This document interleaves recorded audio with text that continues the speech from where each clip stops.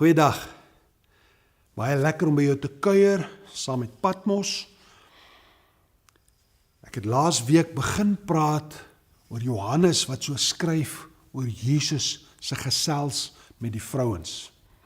Ek het verduidelik hoe daardie tyd mans en veral leiermans praat nie sommer met vreemde vrouens nie. En 'n Joodse man nog minder met 'n Samaritaanse vrou. Maar ek het laas week oor haar gepraat. En hierdie week wil ek met u praat oor die storie in Johannes 7 vers 53 tot Johannes 8 vers 11. Jy sien hoe wys ek Johannes?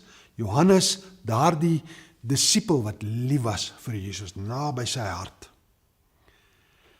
Nou ons weet dat die Joodse leiers, hulle bring hierdie vrou.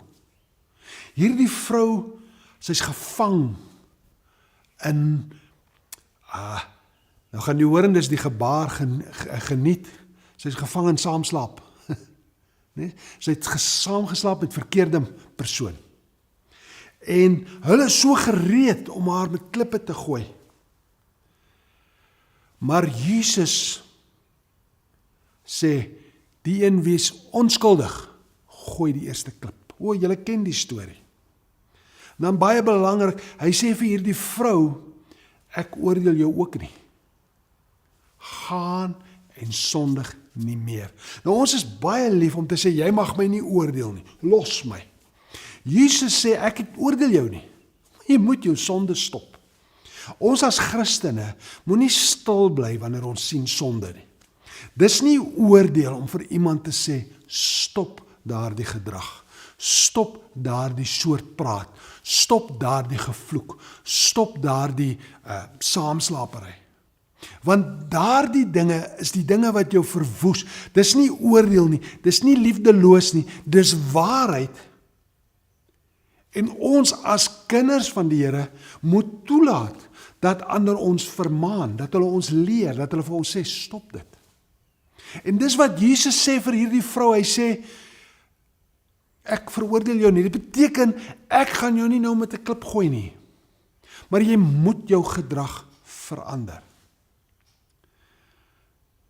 En dis natuurlik die baie bekende stuk waar Jesus met sy vinger op die grond skryf. Niemand weet wat het Jesus geskryf nie.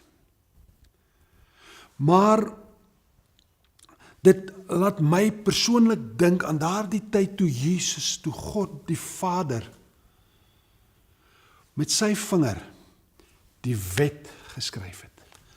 Die Bybel sê hy het die wet op kliptafels met sy vinger geskryf. En hy het dit geskryf en hy het die wet gemaak met sy vinger wat hy geskryf het. En nou dink ek dat Jesus bevestig homself as God, wanneer hy ook met sy vinger in die stof skryf. Want dit wat hy skryf, laat almal, los. Party sê, miskien het hy geskryf, maar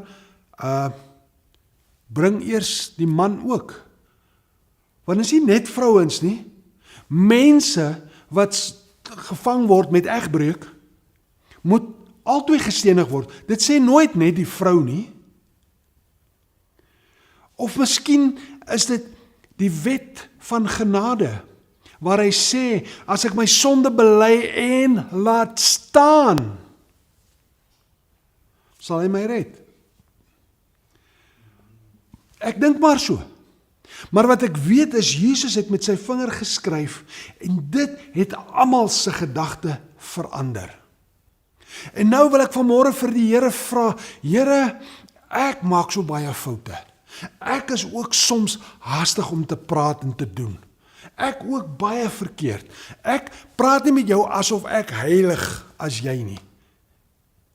Maar ek kom vanmôre nederig en ek hoop jy saam my en ek sê, Here, hier is 'n probleem. Hier is iemand wat gesondig het. Hier is iemand wat verkeerd doen. Sal U op my hart skryf. Sal U gee vir my wysheid, sal U gee vir my woorde, sal U gee vir my die regte gees, u gees en my gees, dat dit sal saampraat, wanneer ek iemand wat u nodig het, sal hanteer. Jesus is sag met iemand wat gered moet word. Ons het laas week gepraat oor die vrou by die put, daar in Johannes 4. Jesus sê, ek gaan vir jou water gee. Vir hierdie een sê hy, ek oordeel jou nie, gaan verder en sondig nie meer. En ek is baie seker, dat hierdie vrou, wat ook al Jesus geskryf het, gelees het, en dat sy iets verstaan het, en dat sy gestop het met haar sonde. Want hoe sal jy die ware Jesus Christus ontmoet? Hoe sal jy toelaat dat hy skryf in jou hart, dat hy jou lewe red, sonder om in 'n nuwe verhouding met hom te staan? Here, asseblief, sal u vandag vir my help om nie stil te bly oor sonde nie.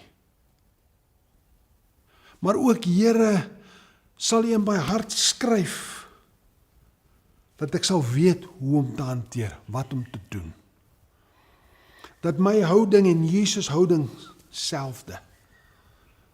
Here, sodat mense, ook mense wat vreeslike foute gemaak het, kan weet, u red.